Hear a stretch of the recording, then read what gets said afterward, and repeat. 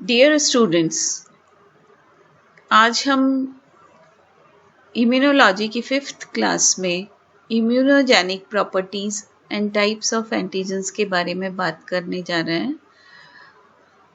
Immunogenic properties किसी भी antigen की उसकी इम्यूनोजेनिसिटी पर निर्भर करती हैं। बहुत सारे ऐसे फैक्टर्स हैं जो इम्यूनोजेनिक प्रॉपर्टीज़ में वृद्धि करते हैं। तो हम ये देखते हैं कि ये होता किस तरह से है और इसके पीछे बेसिकली क्या चीज़ें होती हैं, कौन से फैक्टर्स होते हैं जो किसी एंटीजन को एक अच्छा इम्यूनोजन बनाते हैं। तो सबसे फर्स्ट जो चीज़ होती है वो होती है फॉरेननेस, यानी मॉलिक्यूल या वो सब्सटेंस हमारे बॉडी का नहीं होना चाहिए, उससे बाहर का होना चाहिए, तभी इम्यून रेस्पॉन्स पैदा होगा, अदरवाइज इम्यून रेस्पॉन्स पैदा नहीं हो पाता है। इसी तरह से यदि दो स्पीशीज के बीच में बहुत ज़्यादा गैप आ रहा है तो दोनों स्पीशीज के बीच में इम्यून रेस्पॉन्स बहुत अच्छा रहेगा। यानी जैसे कि हम अगर किसी गाय के बछड़े से बोवाइन सीरम एल्ब्यूमिन निकालें और उसको बर्ड्स में इंजेक्ट करें तो वहाँ पर बहुत अच्छी इम्यूनिटी प्रदर्शित होगी। लेकिन अगर हम उसी बोवाइन काफ सीरम को जो है कैटल में डाल देंगे तो हमारे अंदर इतने अच्छे इम्यून रेस्पॉन्सेज हमें नहीं देखने को मिलेंगे। तो इस तरह से हम देखते हैं कि फाइलोजेनेटिक गैप जो होता है, स्पीशीज के बीच के फाइलम्स का गैप जो होता है वो कितना ज़्यादा है उस पर भी इम्यून रेस्पॉन्स निर्भर करता है। इस चीज़ के जो एक्सेप्शंस हैं, इसके अपवाद जो हैं वो भी 2-3 होते हैं। जैसे कि हमारी आँख का जो प्रोटीन होता है, लेंस प्रोटीन, या स्पर्म प्रोटीन्स होते हैं, या थायरोग्लोब्युलिन्स होते हैं। ये जो कुछ हिडन प्रोटीन्स होते हैं ह्यूमन बीइंग्स के, उनमें खुद ही में इंजेक्ट करने पर भी इम्यून रेस्पॉन्स हमें मिलता है। यानी वो सेल्फ होते हुए भी इम्यून रेस्पॉन्स पैदा करते हैं ये सारे, तो इनको एक्सेप्शन बोला जाता है। इसी तरह से एंटीजन का जो मॉलिक्यूलर साइज है, अगर 1,00,000 डाल्टन से ऊपर का है तो वो बहुत अच्छा इम्यूनोजन होगा, लेकिन 5,000 डाल्टन से नीचे का है तो वो पुअर इम्यूनोजन होगा। इतना अच्छा इम्यून रेस्पॉन्स उससे हमें नहीं मिलता है। फिर बात करते हैं केमिकल कंपोजिशन और हेटेरोजेनेसिटी की। तो एंटीजन अगर प्रोटीन्स होते हैं तो सबसे बढ़िया इम्यूनोजेंस होते हैं। इसके बाद आते हैं कार्बोहाइड्रेट्स, जो कि सेकंड रैंक पर रखे जा सकते हैं इम्यूनोजेनेसिटी के मामले में। और थर्ड होते हैं lipid and nucleic acids. Generally ये लोग ये दोनों कंपाउंड्स जो हैं एंटीजन की तरह से काम नहीं करते, यानी इम्यूनोजेनेसिटी पैदा नहीं करते हैं।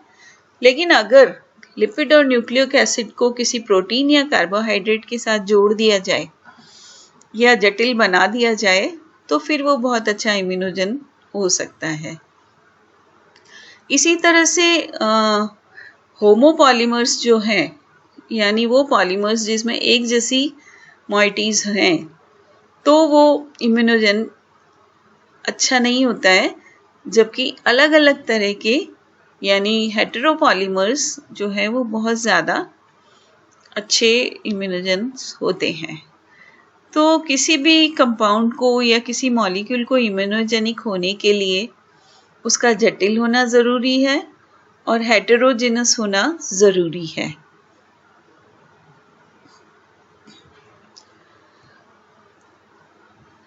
अब आइए नेक्स्ट जो है, इम्यूनोजेनेसिटी डिपेंड करती है कि वो कितना अच्छा होगा इम्यूनोजन, वो है उसकी एंटीजन को प्रोसेस करने की और प्रेजेंटेशन करने की क्षमता। उसके समझने के पहले हमें ये समझना पड़ेगा कि एंटीजन प्रेजेंटिंग सेल्स क्या होती हैं, ये प्रोसेस होता क्या है। एंटीजन प्रेजेंटिंग सेल्स जो है उनमें पैथोजेंस को एनगल्फ करने की या निगल जाने की क्षमता पाई जाती है फेगोसाइटोसिस की प्रक्रिया के द्वारा।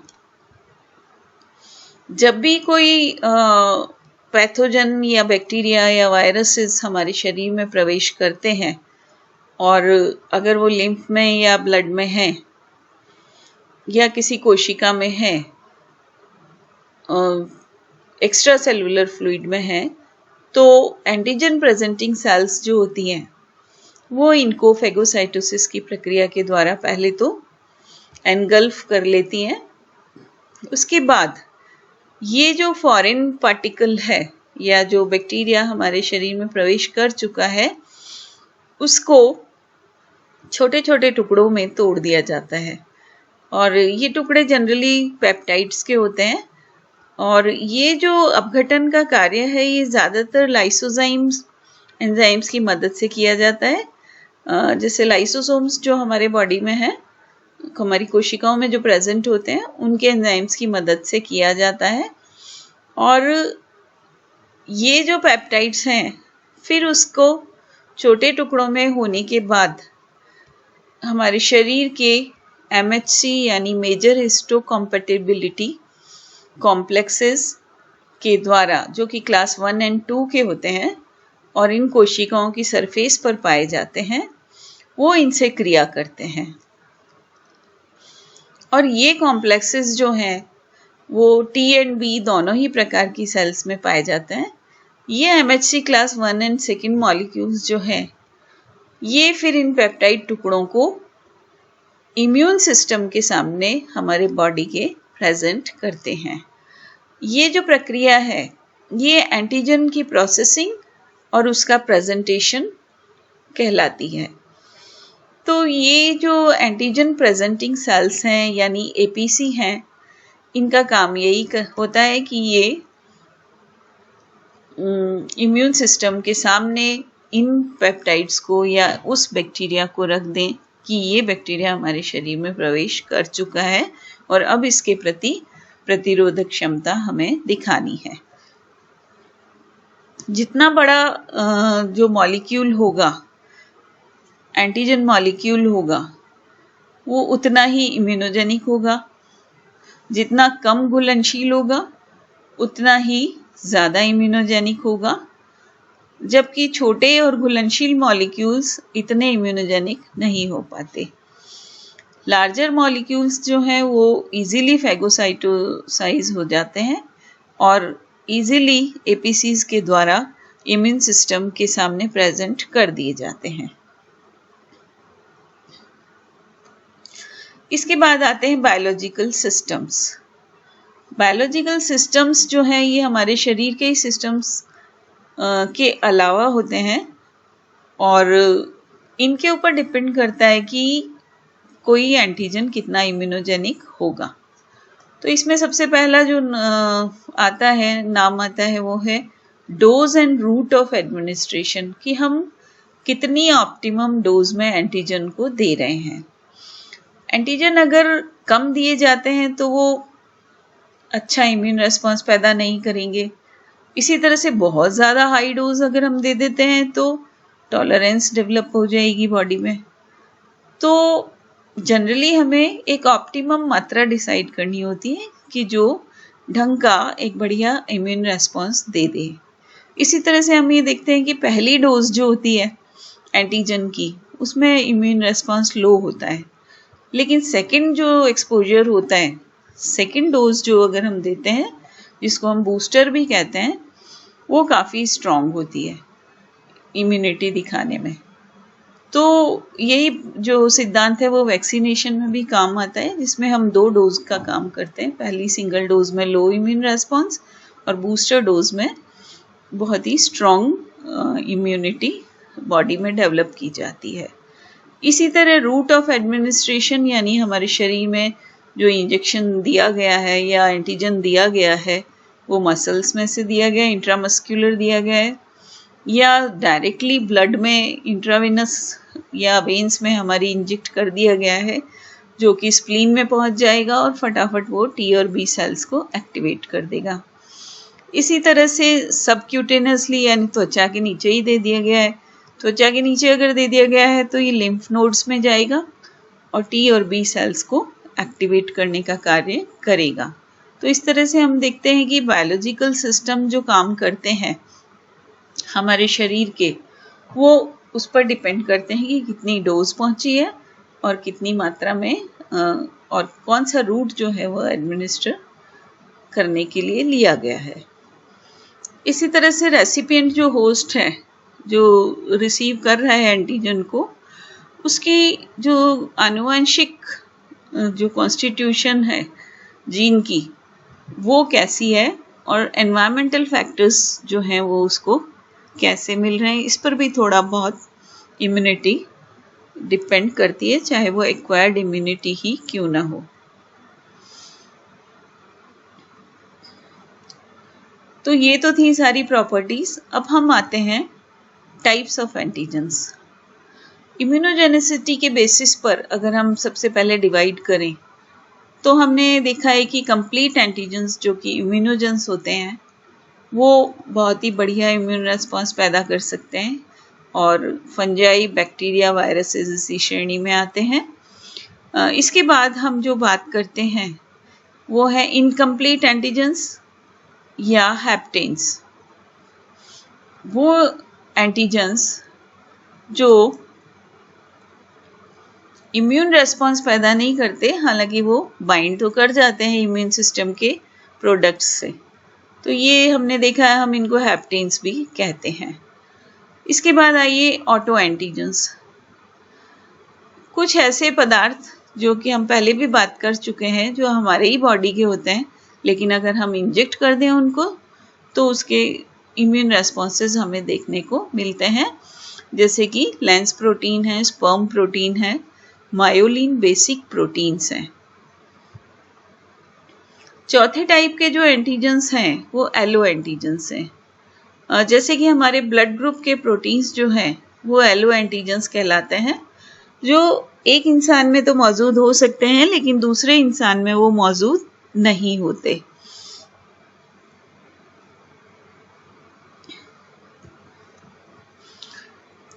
नेक्स्ट जो हमारा डिवीजन आता है इसमें वो है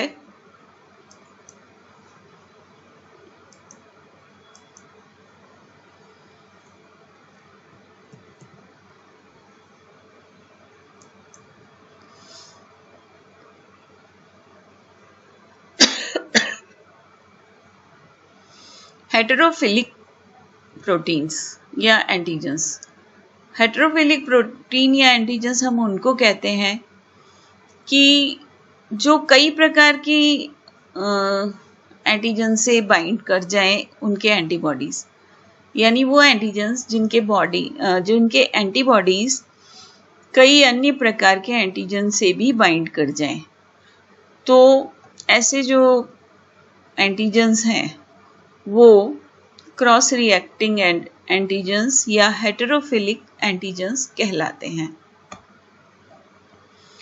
सुपर एंटीजेंस। सुपर एंटीजेंस उनको कहते हैं जो कि हमारे शरीर में प्रवेश करने के बाद बहुत सारी अमाउंट में टी सेल्स को पैदा करता है। इसमें मुख्य रूप से स्टेफाइलोकोकस एंटेरोटॉक्सिन्स हैं, शॉक टॉक्सिन्स हैं, इसी तरह से एक्सफोलिएटिंग टॉक्सिन्स हैं, पायरोजेनिक एक्सोटॉक्सिन्स हैं। तो इस तरह के कुछ एंटीजेंस जो हैं वो हमारे शरीर में एकदम से टी सेल्स की वृद्धि कर देते हैं। टॉलेरोजेंस वो होते हैं जो कि बहुत ज़्यादा एंटीजेंस जो है इम्यून रेस्पॉन्स पैदा नहीं कर पाते। ऐसे एंटीजेंस को हम टॉलेरोजेंस कहते हैं। उसके बाद आइए देखते हैं एलर्जेंस। एलर्जी के रिएक्शंस पैदा करना, यानी हाइपर सेंसिटिविटी के रिएक्शंस पैदा करना। इस प्रकार के जो एंटीजेंस होते हैं वो मास्ट सेल एक्टिवेशन के कारण अपना रिएक्शन शो करते हैं। तो मास्ट सेल्स का जो काम है वो एलर्जी पैदा करना है, तो वो ही उस तरह के रेस्पॉन्सेज ये देते हैं। उसके बाद जो सेकंड टाइप है या जो सेकंड आधार है जिसके आधार पर हम एंटीजेंस को डिवाइड करते हैं वो है कि वो थाइमस के ऊपर कितने डिपेंडेंट हैं और थाइमस से इंडिपेंडेंट कितने हैं। तो ये जो है इस प्रकार के भी एंटीजेंस के डिविजन्स होते हैं। फिर है उनका ओरिजिन क्या है, इस बेसिस पर भी एंटीजेंस का डिवीजन होता है। एक्सोजीनस एंटीजेंस वो होते हैं जो शरीर के बाहर से होस्ट में डाले जाते हैं और शरीर में इनका प्रवेश जो है वो या तो हम सांस के द्वारा कर सकते हैं, खाने के साथ कर सकते हैं, इंजेक्शन से हो जाता है या किसी अन्य माध्यम से हो सकता है, तो और वो हमारे शरीर के बॉडी फ्लूइड्स में घूमना शुरू कर देते हैं।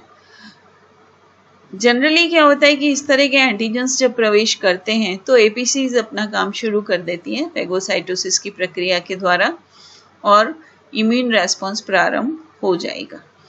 दूसरे हैं एंडोजीनस एंटीजेंस, जैसा कि हम पहले भी देख चुके हैं कि वो हमारे अपने ही शरीर के मॉलिक्यूल्स होते हैं और शरीर उनके प्रति प्रतिरोधक क्षमता दिखाता है अगर वो बाहर से इंजेक्ट किए जाएं तो। इसी तरह से कुछ जो है ब्लड ग्रुप एंटीजेंस भी इसी श्रेणी में आ सकते हैं। तो आज हमने ये देखा कि कितनी तरह के एंटीजेंस हैं, इसके साथ साथ उनकी प्रॉपर्टीज़ क्या है और एक अच्छा इम्यूनोजन होने के लिए उनके अंदर क्या क्या इम्यूनोजेनेसिटी पैदा करने वाले गुण होने चाहिए। Thank you.